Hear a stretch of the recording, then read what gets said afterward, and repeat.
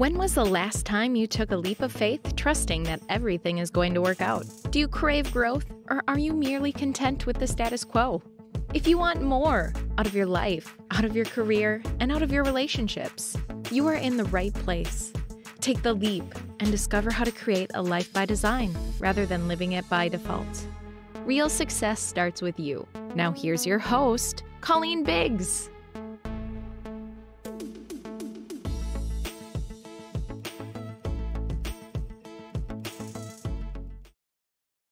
Hello, listeners, and welcome back to another episode of Take the Leap.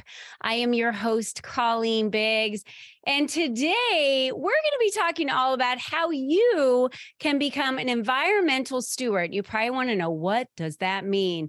Well, Elliott-Cysewski is here today to teach us all about how we can do that at every level. Even you can teach your kids what they can do to how to become an environmental steward. But before we get to her, I would like to thank our sponsor for today's show, The Adventures of Julie Jones. Are you overwhelmed and overworked with a never-ending to-do list? Do you constantly feel tired because life seems hard and your needs are nowhere near the top of your priority list? Well, as an adventure and breakthrough coach, Julie Jones will support you in life that is easy, effortless, and most of all, fun. Stop spending time on the have-tos in life and start truly living the life of I get to. What are you waiting for? Take action and go to juliejones.biz and book a free 30-minute Live Out Loud call with Julie Jones today. Thank you so much, Julie, for being the sponsor of today's show. All right. Well, let's get back to Lou and talk about how, as a community,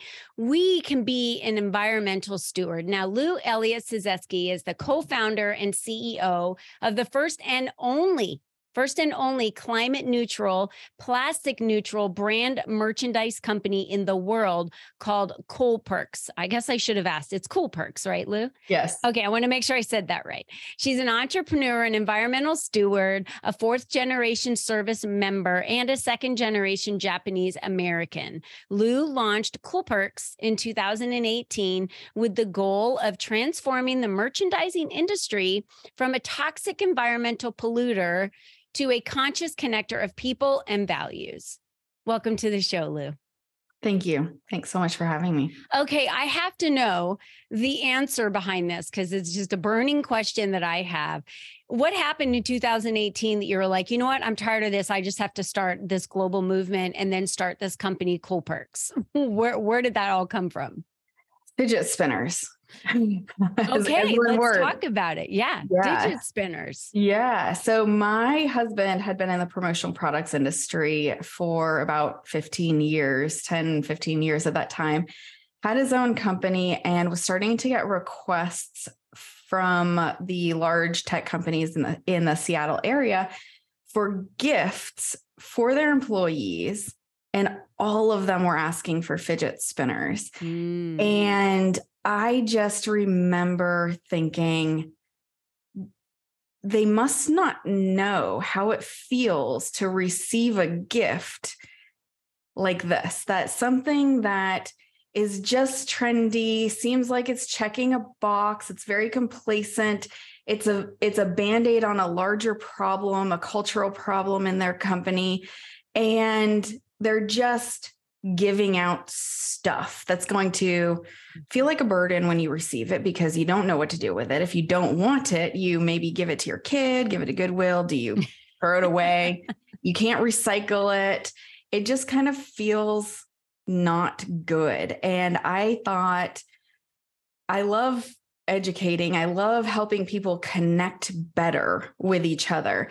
And this seems to be a big opportunity in business. So that's how I started. I'm telling you, I don't know how many times I've received a swag box of stuff from companies that I don't even know what to do with everything that's in the package. In fact, I have a closet full here in my office and drawers full of things that I've been given over time. You know, if you go to one of those big, especially if you go to one of those big conferences, there's just swag galore. And most of it you don't even ever use. You know, some of the things you use on a regular basis, but for the most part, we don't use a lot of the stuff that they hand out. So, okay. So that kind of started it for you. So then did you want Cool Perks to really become this company where employees could get meaningful gifts and then them also be environmentally sound? So what was the whole talk to us through that? Because Cool Perks, now I kind of get it. I get the name. Yeah. Well, so when I first wanted to start, I would talk about how receiving a gift really makes people feel appreciated and creates a sense of belonging, and would show people something, an example of a good gift. And they constantly responded to me, well, that's a cool perk. So I wanted to really encapsulate that and bring the idea of swag and brand merchandise, these promotional products, back to being a perk of a relationship. Yeah.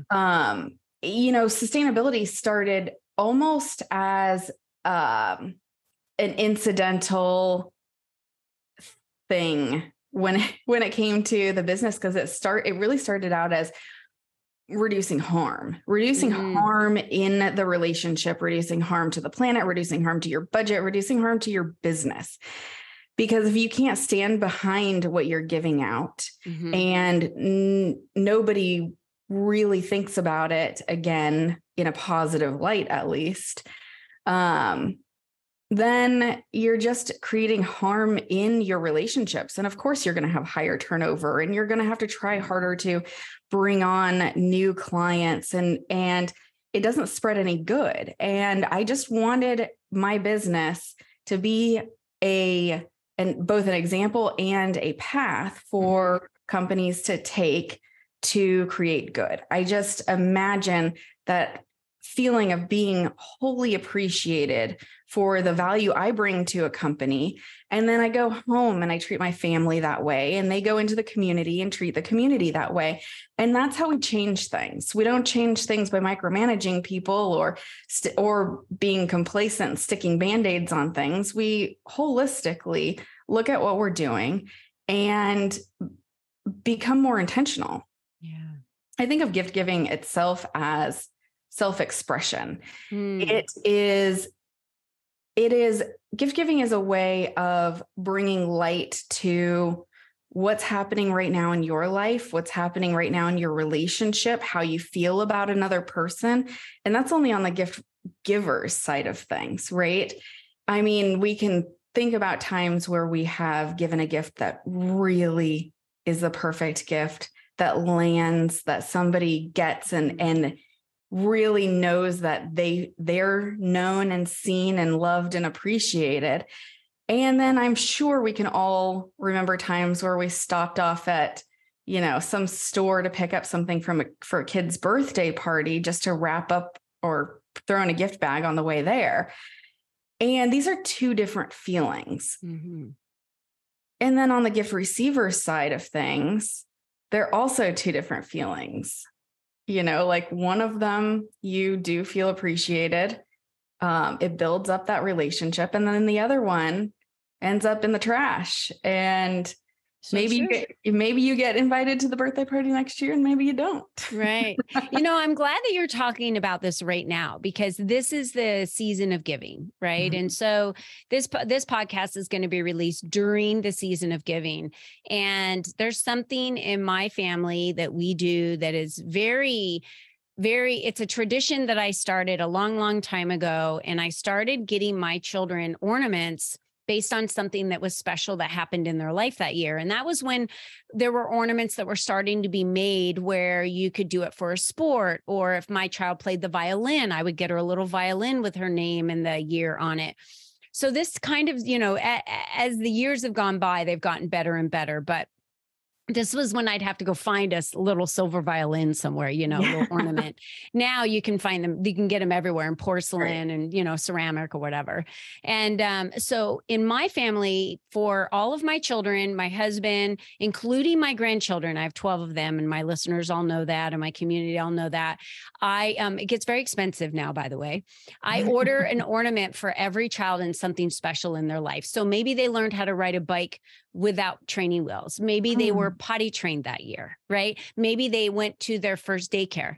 Maybe they had their first karate lesson, or one of my grandchildren this year will be getting an ornament because he rode the Incredicoaster at Disneyland because he was finally tall enough with his dad. That's a huge memory That's a that big he's going to milestone. have. So when I give him that little ornament that's a coaster, right? Him and his dad on a coaster with their names on it and the year, that's going to mean something to him. And every year when he pulls it out and put it on the tree, he gets to walk down memory lane and say, oh, Dad, remember when I got to ride that? So for me, that's a special memory that I give to my children and my grandchildren, for them, that goes for me beyond years after years. And hopefully when I'm dead, it'll still be something that they go back and they remember, and they give all those ornaments to their kids when they move out and they get married, like I did with my kids, and they can start their tree that way, because that's a special thing for me, right? And instead of just buying them a toy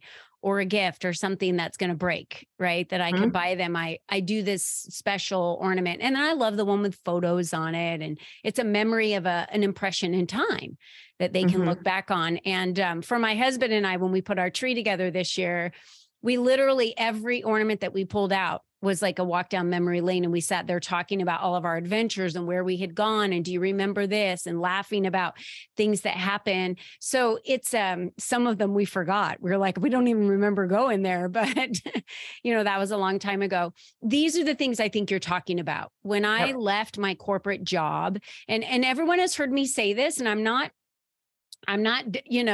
punching the company in the gut. But when I left, for years, I've been there for 18 years. And for years I had watched, employees that would retire or leave, and they'd get these huge golf bags and golf clubs and Tiffany watches and all this amazing stuff. And I got a $350 gift card to a spa that I still haven't used. Yeah. I left like 5 years ago. Gift cards are one of those interesting items that people think, oh, well, we're going to be sustainable, so we'll give money or a gift card. And it's really not any better than giving junk, because people end up with these $25 gift cards, or even a $5 Starbucks card. Drawers and drawers and drawers full of them. Yeah. I have gotten so many clients calling me and saying, hey, we tried this gift card thing for a couple of years and nobody likes it. Yeah. Nobody wants to use them. So they end up giving them away themselves, and this money just keeps getting passed on like it's a savings account. I know. So maybe we should talk about what are some good ideas for gift giving, or how can we become this environmental steward during the holidays? How can we become this environmental steward during the anniversaries for our clients, the birthdays for our clients? I do something special for my clients where I'll get them this gratitude mug, but then again, I also personalize things based on what they said. One of my clients once said, oh, my daughter called me a girl boss, and that really made me feel so warm inside, because she really gets what I do now in growing my business and how it's a big deal in our family. So I sent her a little sign that said girl boss, because that's for her. That's not for me. That's something she really appreciated, and when she got it, her daughter thought it was the best thing ever, and they hung it up in her office. And so I think it's important that we remember that the things that we might like, someone else might not like, right? That might not be their jam. So what is the best way that you've found in working with, I know you work with big companies like Google and Microsoft and Amazon. How do you work with them on gift giving and figuring out the best type of procedure on what you give to your employees, what you give to your clients, what we give to others? Yeah. So it's really not much different with small businesses, large businesses, or personal gift giving. I try and work with small businesses, diverse businesses, try and create more equity with the way I spend money. My company had to really go in and define what sustainability was, because it's one of those terms that gets thrown around a lot. There's not a whole lot of governance around what sustainability is. Even the way we recycle things from our home. Yeah. really, I mean, do you know whether or not it gets recycled? I think less than 9% of plastics get recycled right now. So there is not a lot of guidance from society right now on what is sustainable and what are some good things that we can be doing with our lives and in our lifestyles. So we defined it and kind of brought it down to 3 little bullet points in our own company. And that was low harm, meaning we're trying to find ways to reduce the environmental impact on whether it comes from manufacturing or even the disposal of the product, but also with labor costs, because, you know, if you're buying something that came out of a factory, we can't guarantee labor conditions and that type of stuff. So we're always looking to reduce harm. The next one is high ethics. We want the company to be actually making products that we want to receive and we want to use. And they're thinking about the design of the product. They're evolving it for modern lifestyle. I think about Mir, a company in Seattle that does tumblers. I mean, it's something simple, right? Like your to-go coffee mugs, but the way they have designed these products, they last for years. You can put them in the dishwasher. Mm-hmm. They're just so functional. They fit in your car cup holders, which, you know, is something surprising when cups don't fit in a standard cup holder. And I really think about that as high ethics, really understanding the user's experience and creating a good experience there, in addition to the way they handle their business. And the last one was keepable. Is this product, is this service something that we would keep for years and maybe even pass down, or make it more circular to where we can not just pass it down, but if we don't want it, give it to somebody in our community, resell it. Or do they take it back and refurbish it and then resell it? I mean, these are things that we really look for. And so when it comes to companies buying for their business, we put these standards on their gift giving. We really, one of my favorite things right now to do is pop-up stores, because it's a virtual online shop where if you have a company anywhere between 500 and 10,000 people, they can be logging in and choosing their own gift. Mm-hmm. Right away, it reduces waste, because some people who don't want a gift they immediately solve that problem. They won't even get or log in or have a gift delivered. But then secondly, you have a large company with all these different demographics and different needs, different lifestyles. Someone who's married with 3 children will not get the same, choose the same product, or may not choose the same product as someone who is fresh out of college and single and living in an apartment. I think about things like camp chairs and how not functional that is when it comes to different lifestyles. If you live in an apartment in Manhattan, what are you going to do with this thing, right? And so pop-up stores give us a way to reduce waste, make less harm within the budgets that we already have, right? So if we have a budget for $200 a person, that's a typical budget for my clients. They're able to really find ways to make that budget go farther and even end up sometimes with a surplus. And then what we do is offer them a way to donate money to a good cause. And we vet a couple of causes and offer those as well. But then the other thing pop-ups have allowed us to do recently is work with small businesses owned by the people who are underrepresented, whether it's a person with a minority background, Black-owned, woman-owned, a person of color, woman of color, LGBTQ-owned businesses. And those businesses really a lot of times can't scale to the point where they can offer 10,000 products, right? Like that will put them in such a bad spot because one, they need that order. They need higher orders. Yeah. But they can't really scale to that. And it's really unsustainable for their business. So having a pop-up store where we get to offer several different products from several different small businesses helps us create equity in that way as well, and helps these businesses grow in a more sustainable way. Yeah. So we really get to double down on our ethics, our values when it comes to corporate gift giving.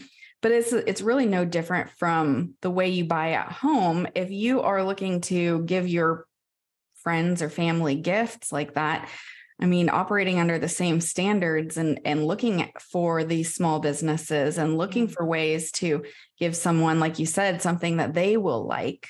Yeah. Then you're reducing your waste. I mean, I know that I do not want even, a $20 gift getting thrown away. That doesn't feel good for me. I can't imagine it feels good for anyone. I will tell you that I've received a lot of brownies in my time. People send me a lot of brownies. I don't eat brownies. Oh. So every time I get brownies, my husband loves it because I'll put them out on the counter and be like, here you go, honey, there's more brownies for you. He's like, ooh, where are these from? Or they'll send me chocolate chip cookies, or I don't eat any of that. So they send them to me and I don't eat them. So my husband gets them. So of course, when I get it, I realize I know what the gift was about and why they sent it. And that was really appreciative, but I don't eat it. So it's, but I love when I get cards like this one, right, that has my photo on it with another person because I was on her podcast. And then when people send me cards that have my photo on it with their photo or something like that means a lot to me, something I can keep. But I'm glad that you said that because I've gotten a lot of brownies. So, and you know what? I just the company Meetup just sent out something the other day and said, we have gratitude for our customers and we'd like to share a thank you. Here's a free $35 for you to spend in this store. So it was a pop-up store, and then you could click on it, claim the credit, and then go shopping at that store with the $35 credit that they gave all of their customers. So I think that's kind of what you were talking about. And that was their way of sending us a thank you for us to go shopping for our own gift and what we wanted. And I remember my company did that once that I used to work for. And I remember getting a backpack, like a camping backpack. Not a lot of people would like that, but in my house, we only had one and I needed a second one. So it worked out perfect for me. And I got exactly what I wanted, which was a backpacking backpack, and we still use it to today. But I can't remember any of the other gifts I've gotten. So I don't think I've used those. Yeah. I think another thing that I really have loved over the last few years is working with companies who will make handmade items, whether it's pottery. We give a lot of glassy baby votives. I don't know if you know about this. It's a Seattle thing, but they have a branch or a location in LA. The company makes hand-blown glass votives. They're pretty expensive, but they're hand-blown. There's so much care given to the company or given to the product, and they also give back. And so regardless if you're ordering, something for your friend or you're ordering for a large company, these are unique items because each one is handmade. So they are a little bit different. And then when they come with a story of this company was created by a woman who was I believe she had cancer and was in treatment and learning about people's experiences with cancer and the costs associated with treatment, she decided to use art to bring in revenue to help these people. And when you give a gift that tells a story like that and looks amazing, it feels so personal, even if you buy it in bulk. Yeah, that's right. You're so right on that. Absolutely. So I know, Lou, you've been talking a lot about, you gave us a bunch of ideas on what we can do as individual business owners, as gift giving this year to clients, ongoing, how we can show that we care about other people in a way that makes them feel special. What are the best ways for us to reach out to you, to get into your community, to follow you somewhere? What would be the best way so that we could learn more about what you're doing on your journey? Yeah. So Cool Perks does have social media. It's Cool Perks on everything, whether Instagram or Twitter, COOLPRX. I do not have these. I do have LinkedIn though. It's LinkedIn, Lou Elliott-Cysewski, whatever that long URL code is. Just find her on Lou Elliott-Cysewski. Just find her on LinkedIn. We have it at your fingertips for you. It's in the descriptions. It's there. And you're at coolperks.com as well too, right? I am. Yes. Okay. Is there a newsletter we can subscribe to or anything on your website? Absolutely. We have 2 newsletters that go out. One is a 5-product Friday in Tim Ferriss fashion, where people get some really great ideas of new and really cool products.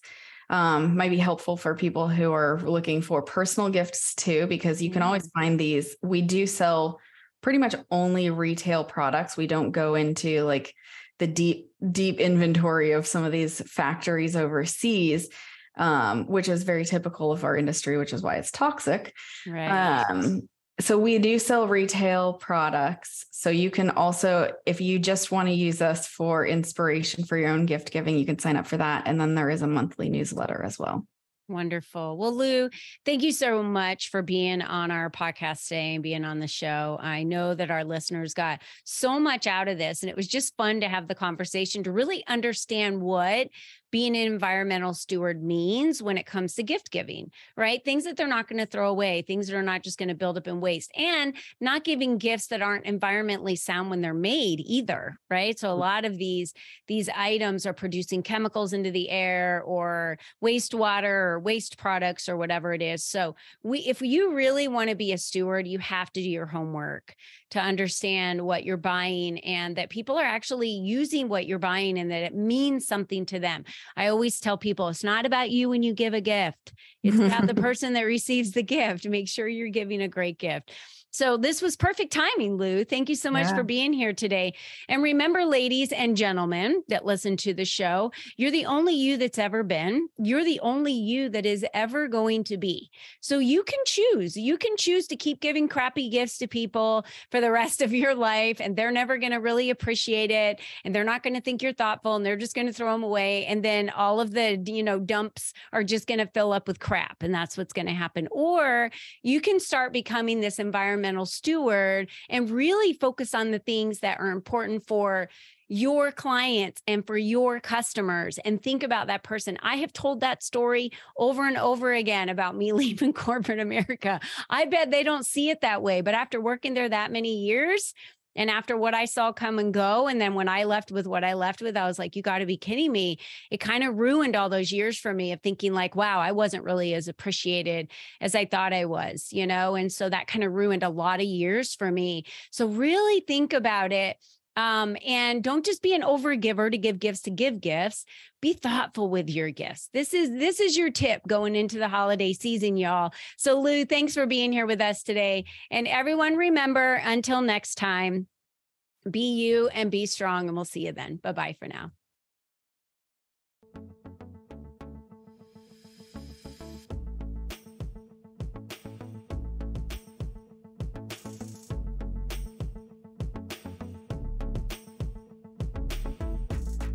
We hope you enjoyed our show today, as our guests shared their secrets on designing their life by taking the necessary leaps to expand their influence and attract the right people and clients into their lives. To start these easy steps for yourself, be sure to visit www.colleenbiggs.net/freebies to download the 7 ways to increase your exposure today.